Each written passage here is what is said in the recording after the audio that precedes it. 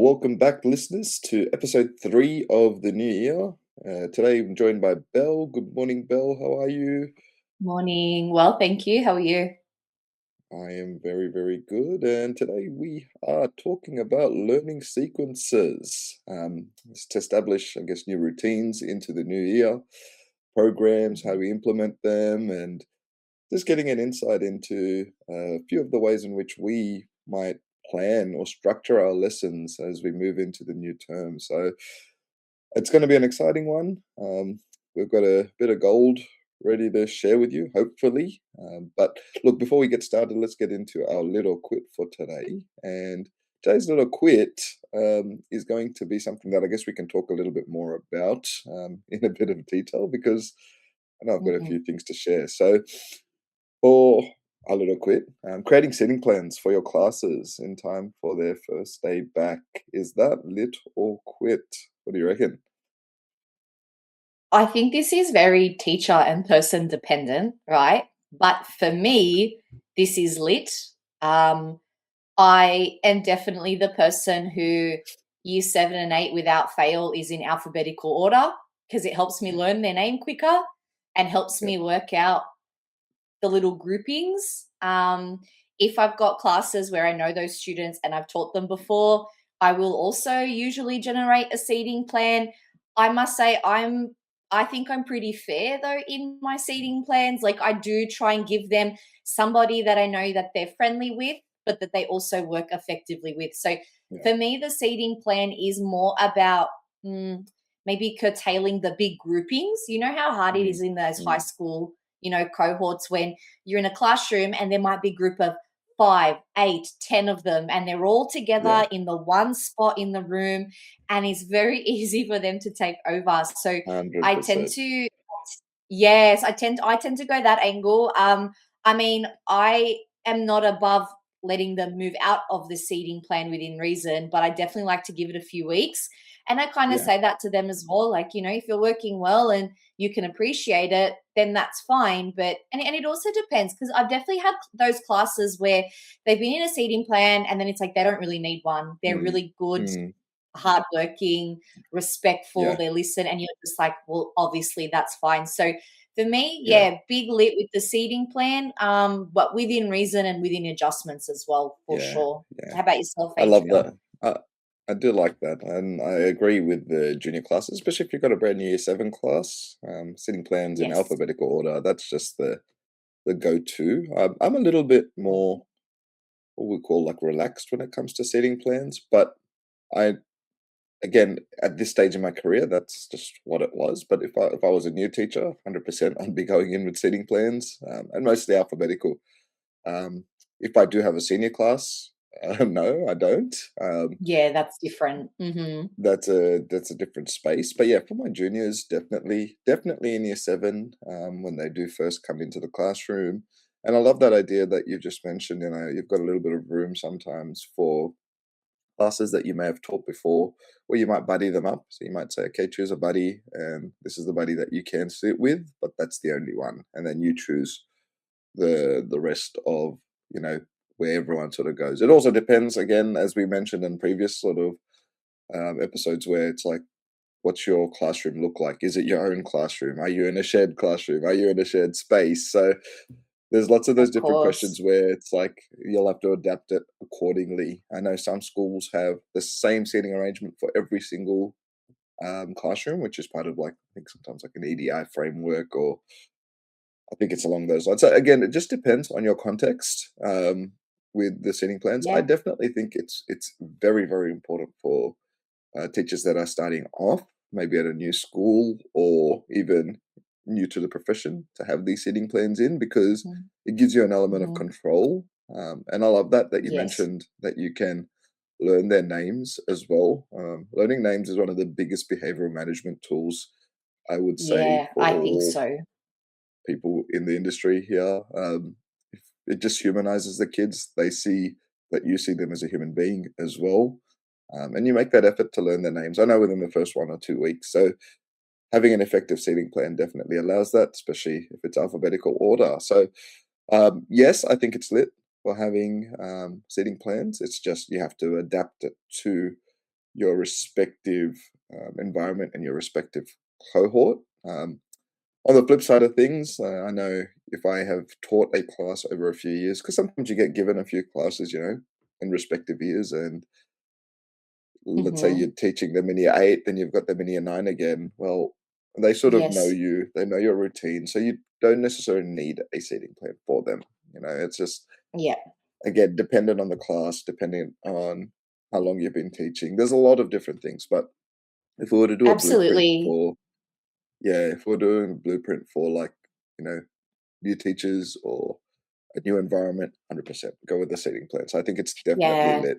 Um, The other really handy thing about them, I've been doing more recently, especially in years 7 and 8, you know how you have students that might need certain accommodations or might need to mm, sit in certain places around the room as part of their differentiation, but you yeah, don't want to bring that to the other students' attention. So yeah, if you as a teacher go, well, that's just where I've placed you, no student questions that, no, and therefore yeah, that's because some kids they need to sit at the front, for example, yeah, but they don't want everybody to know that they have to sit at the front.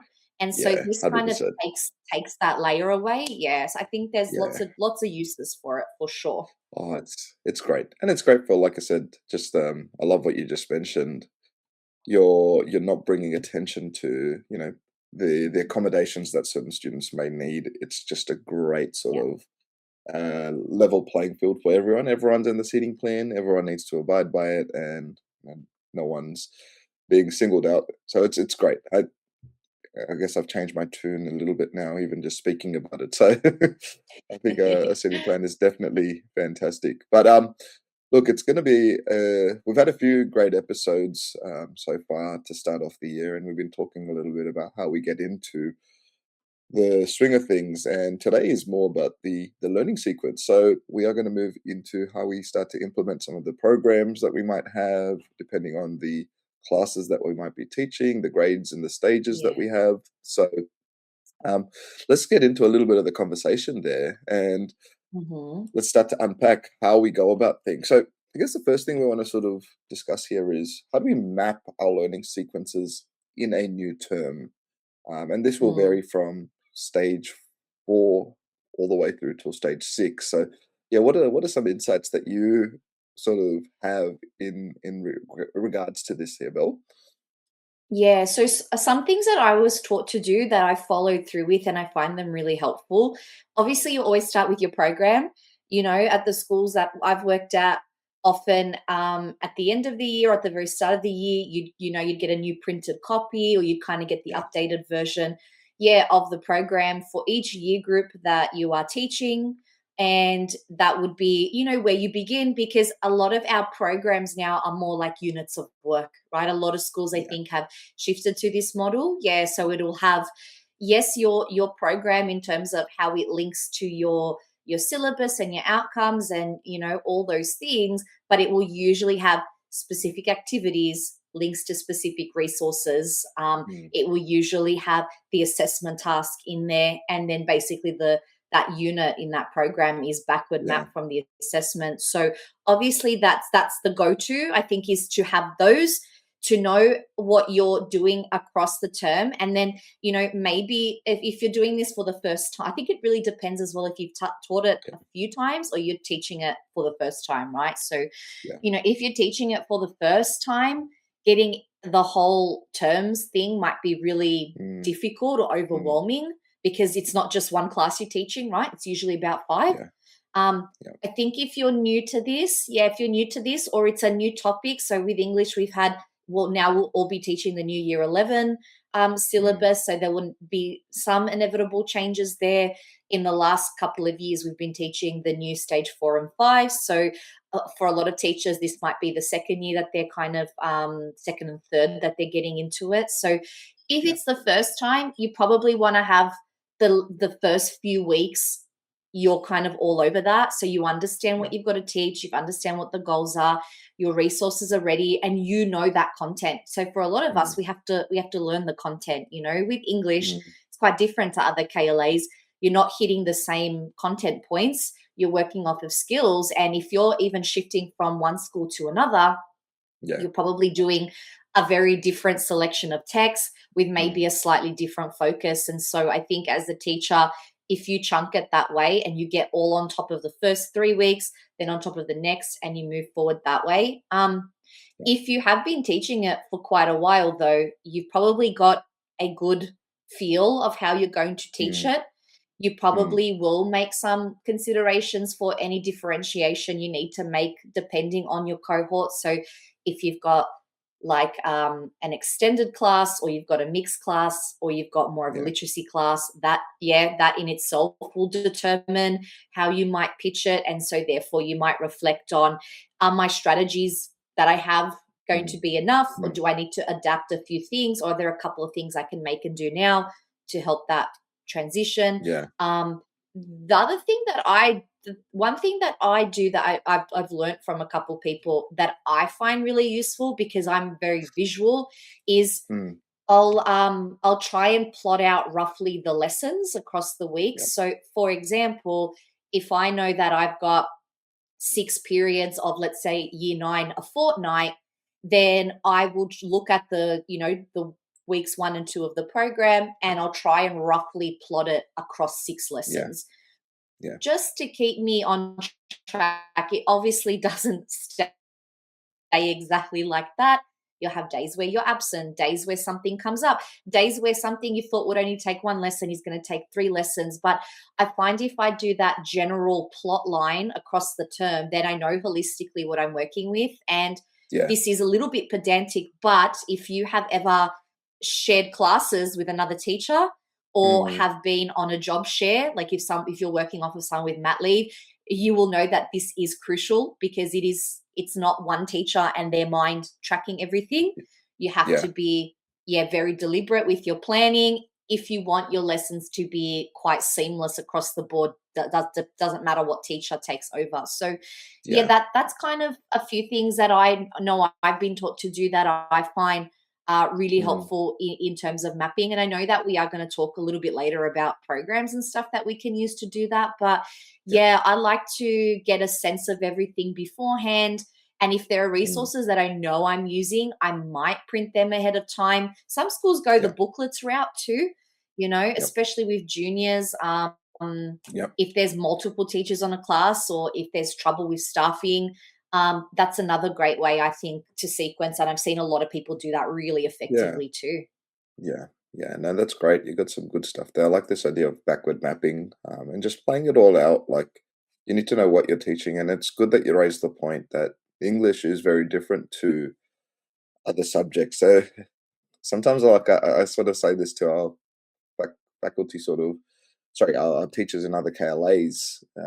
English teachers do work twice as hard sometimes, because we're not just teaching to a content point; we're teaching in addressing skills. So not only do you have your program, but I know when I first started teaching, we used to have the program off of which we would develop our own units of work, because we didn't necessarily have class sets for the whole cohort, when it came to, say, a novel that we were teaching or a text that Yes. we were teaching. So every teacher will be teaching different texts, that you choose as part of the program. And again, you're going out there and building, per se, another program or a unit of work, which at the time was very, very stressful and difficult. Yeah, Yet, as you do develop, it gives you an ownership of your learning, and it gives you a greater confidence when you're it in the does. classroom. And it goes back to what I sort of mentioned in, I think, our first episode here. It's this idea of preparedness. So you have to be prepared. You need to be Yes. putting that extra work in beforehand.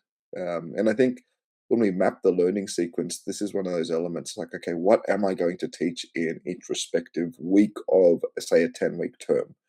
Which is what you've sort of mentioned, visually Yes. plotting, out your lessons, or having elements of different routes or routes in a way of approaching a certain skill, not just having a one off sort of way of approaching a certain lesson. So I think it's very important. We're going to talk a little bit about differentiation, in our conversations today. But I also think, like, as we do move into a new term, I just have to emphasize this idea of just being prepared. Know what you are teaching, be comfortable with what you're teaching. Even, like, I would also say, write some questions down. What are some questions for yourself that you think students will ask you in respective weeks that may be difficult, and go out and have responses for these questions, Mhm. just so Yeah. you're tracking your learning really well, you're understanding what you're teaching, but also the kids then, know that you know what you're teaching. So that's a very important thing, for all of our teachers in terms of the learning sequence. It's not just a helter-skelter sort of thing. And another thing that you raised there is some schools do booklets. Some schools are now harnessing digital platforms, where they've got everything on these. And if you Yep. are a school that is a technology-based school where students jump onto laptops, whether it's Google Classroom and the Google Suites, or an app like Canvas, sorry, a website like Canvas, where all the Mhm. learning is had. I mean, these are different elements for you as well, which have different challenges, which we'll talk a little bit as we move into our next sort of phase here, where we're looking at, what are some tools or platforms out there for collaborative unit planning and teaching. I would say, teaching that you may come Mhm. across as a teacher. What do you reckon, Bill? Yeah. Well, I think the obvious one is Google Suite. So, a lot of faculties will use Google Drive, and they'll have their unit in there, and it will all be linked. And then they'll usually have the folders with all the resources. So everything matches nicely. So, like the program, the assessment, um, and then the resources, the weekly, week 1, week 2, Yeah. week 3, week 4, and everything kind of sits in there, and it's very visible for everybody. Everyone has access, and therefore they can add in additional resources they make, and new teachers can really have a look and see the types of activities and resources that teachers might be using to hit that goal or to hit that outcome within that particular program. So the other big one with that then is Google Docs. I know a lot of schools now, their programs are on a Google Doc because it is accessible, because it is collaborative, it is real time. You can embed all the links to the resources. It all works quite seamlessly. You can Yeah. even make a copy of that program if you're a job share person. And then in that copy, you and the job share could add additional columns and make Mm, notes and track your notes in there, possibly. Something else that I have seen being used is some of the options within the Microsoft selection. So, like Notebook is really good yeah. for that. Um, because you can create several tabs. You can now in Google Docs, but before Google Docs had that feature, Yeah. Notebook, you could create several tabs. You could you could pop things in there. So you could have your correspondence and the actual program link in the one document. So that was something I think as well that could be used. I know that there are schools that use big collaborative platforms like Canvas, which I know you'll be able to Yeah. share a lot about. I've never used that. I've seen it, but I've never used that to deliver content. Um, Mm, so for where I've worked, it was really crucial to have all the correct documents within that one space. yeah. I know that these are all digital platforms, but something that I like to have as well is just even hard copy folders. Um, Yeah. what some schools will have is filing cabinets where they might have hard copy resources left in there that are very easy for a teacher to plop out, Mm, copy, mm, pop the copy back mm, in. Personally, I also like to have hard copy folders because I like to put it in a folder and sequence things. And I have worked out of physical folders with other teachers that I've job shared with over the 8, 9 years. yeah. So that's another option if you're working with someone that isn't as digitally savvy, because it does happen, and that it can become Mm, overwhelming, and that might limit the collaboration taking place. So there are other ways that you can do that, with somebody yeah. who might prefer the more hard copy physical route, as well. But yeah, those are some suggestions. There's a lot that you can do via Canva now. So I Yeah. know a lot of us that will make resources off of Canva, and it's very easy to share with other teachers and other Mm, people, and makes that extra accessible as well. yeah. And that's great. I think you've covered quite a few of those different programs available there. And again, like in the world in which we're sort of living in the teaching world, there is a big shift towards the digitization of a lot of these plans, and you can see Yes. the merit in that. and it just keeps everything central. Everything's a lot easier to sort of monitor in that sort of sense. When I'm saying monitor, I'm not saying people keeping track of everything you're doing, but just having everything in one space, which again takes a little bit of time, but once you do get used to it, it is a great and powerful tool for collaborative planning. Like you said, Google Docs, Notebook, um, in the Microsoft sort of package there. And then you've also got new up and coming things like Canvas. I know for where I'm at the moment, I've come across Canvas, and it took a little bit of adjusting to get to a stage where I'm comfortable with it. But it's fantastic because, like you said, in the way in Mhm. which we are teaching in this day and age, there are a lot of changes and shifts in the term to term, day to day basis. And I think something where everything is central is fantastic. So yeah, this platform does afford that. And again, it just depends on your school, where you're at. So this again goes back to asking the questions: what are the tools that we use? Having that open sort of perspective where it's like, okay, cool, I'm used to this, but what are the questions I need to ask in order to get involved in my new space or my new faculty, wherever it may be. So there are some fantastic tools out there. Use what you're comfortable with, but just make sure it is adaptable to, what your school is using. You don't want to go in thinking, okay, this is all I know.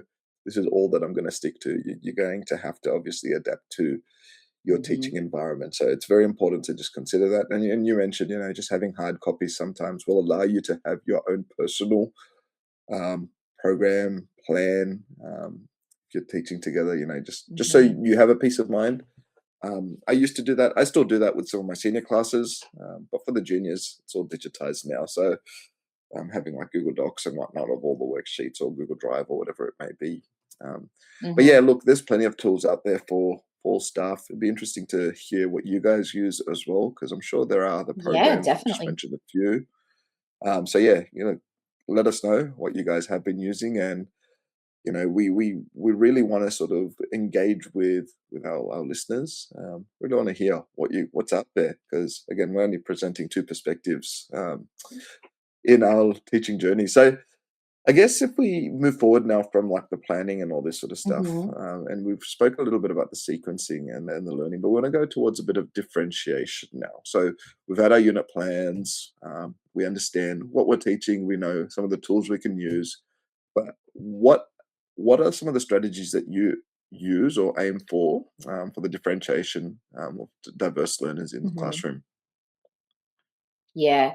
I think in my teaching experience, I can't stress enough how important differentiation is. It is a game changer in student Mm, growth. I think it takes time to be able to effectively differentiate. So if you're doing this and you haven't quite figured it out, it takes time. Keep going.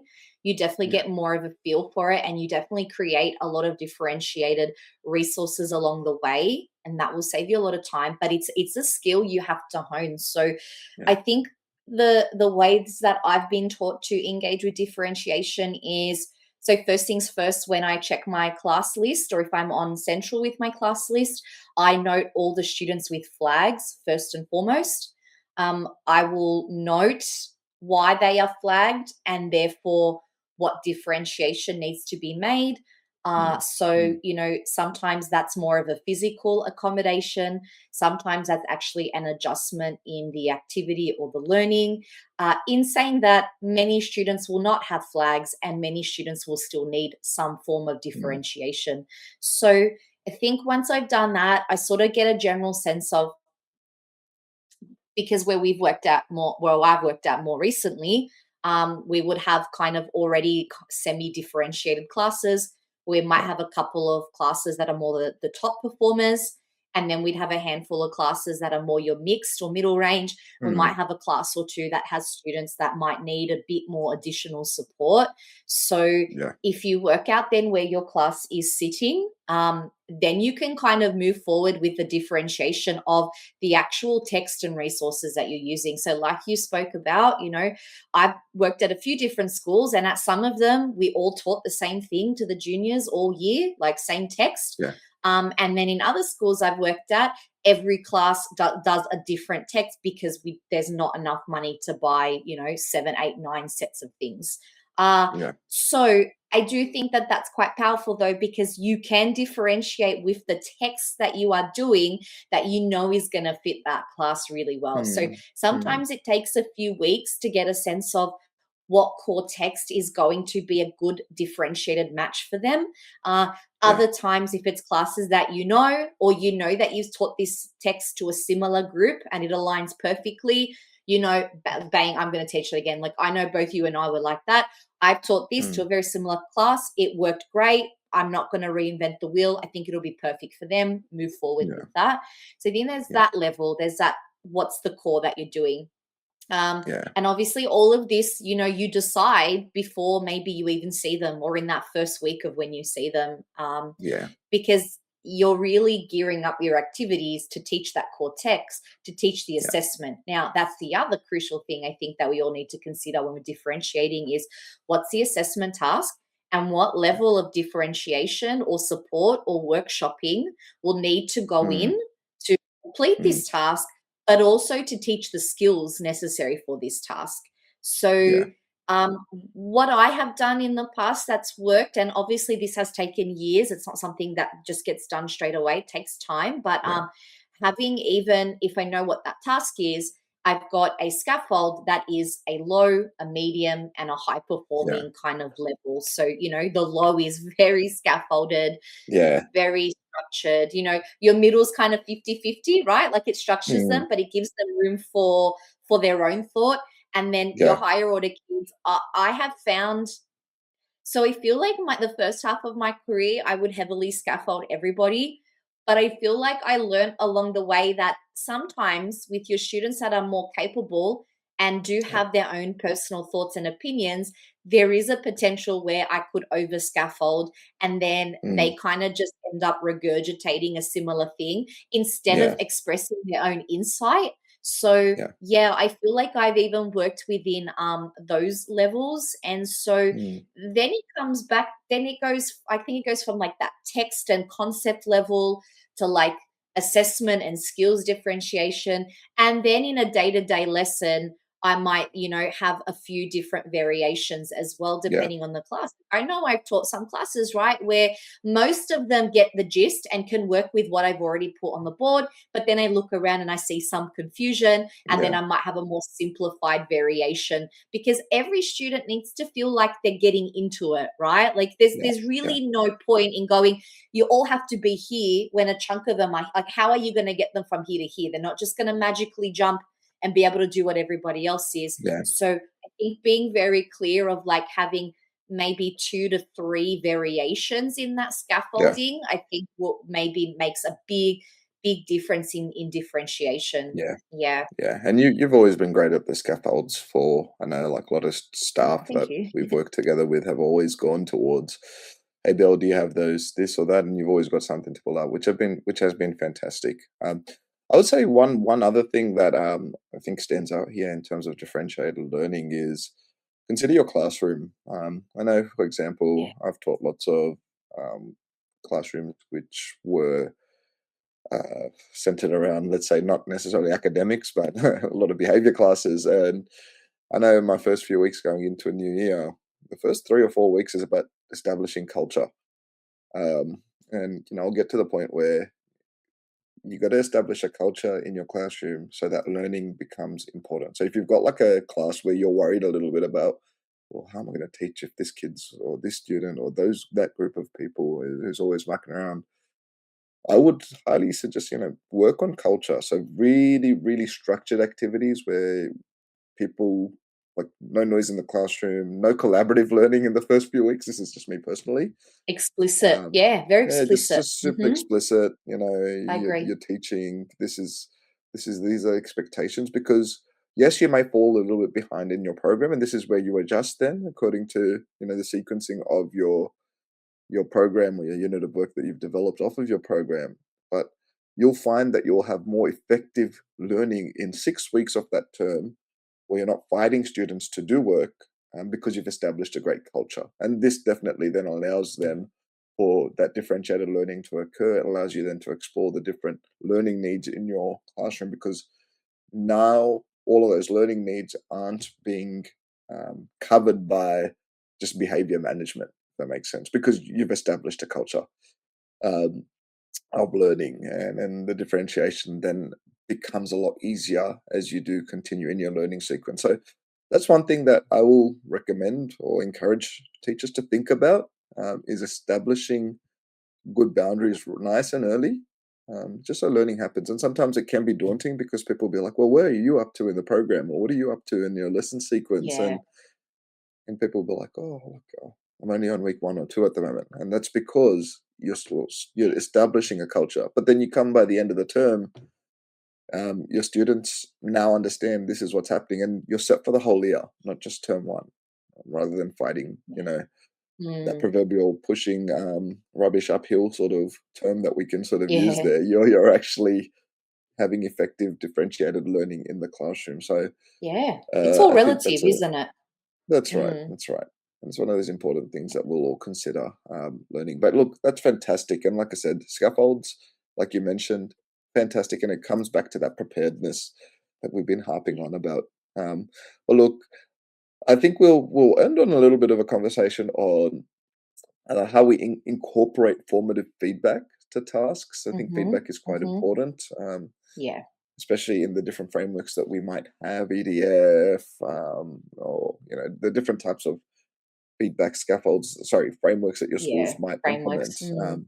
Yeah, but how do we embrace these to propel our learning? What do you reckon? I think a lot of faculty, English faculties now are moving towards having these embedded within their units of work. Uh, Yeah. and I think what I've seen from a lot of different schools is the formative tasks and the feedback tasks are embedded a couple times within the term, and their role there is to support the skills that are going to then be needed for the assessment.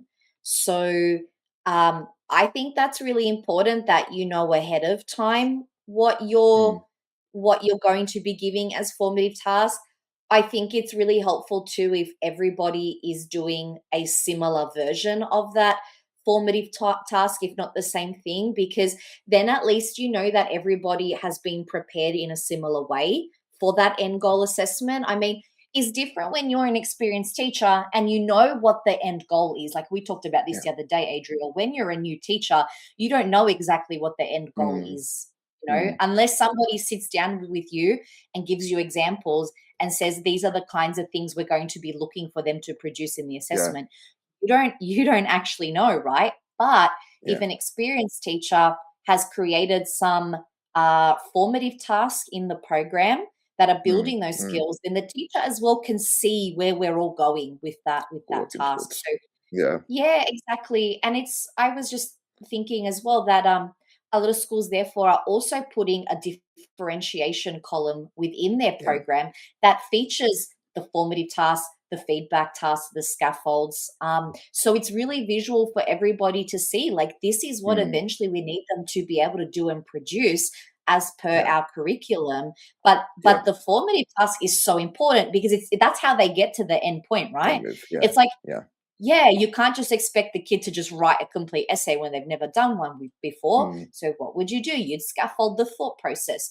You'd scaffold the learning of the key ideas that they might be commenting on. yeah. Then you would break down the intro, the body, the conclusion. I have seen, and I think it's really clever. English teachers are really burnt out right now, right? Like more than ever before. Like it was always busy. I don't know what it is, more than ever before. And I'm sure that there are schools as well where they have cohorts that maybe looking at entire assessment drafts is not feasible or is not Yeah. part of their school's ethos. And what they will do is every student will get a formative task where they can showcase some of their ideas and some of their skills to then get feedback on in Yeah. preparation for their assessment task. And I think that is a fabulous, fabulous way to buy us back a little bit of time, but also maybe put the onus on the students of you still have to produce something. I'm here to guide and help you. I'm not going to write everything for you. Yeah, Again, obviously, depends on the class, the level of differentiation needed. But I think it's a really good balance between like this is what you've got to produce, and I'm supporting you to do that. But I'm also allowing your personal ideas to hopefully come through. And obviously, with those formative tasks, you would know if a lot of your students are missing the mark. You might be thinking, I need to bridge the gap then in my lessons. There's a yeah, couple of extra activities I need to put in to, and that's the point of those tasks, so that we're not getting right to that summative. Oh, they didn't actually get all the skills necessary. mm, You've worked that out along the way with those formative tasks. And yeah, I know for you and myself, feedback is crucial. yeah, Embedding some peer feedback tasks as well as teacher tasks, as well as even just having a student do their own individual feedback, mm, mm, like a mm, reflection, like a checklist.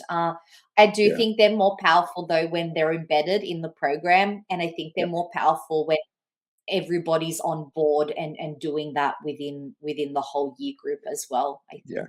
yeah.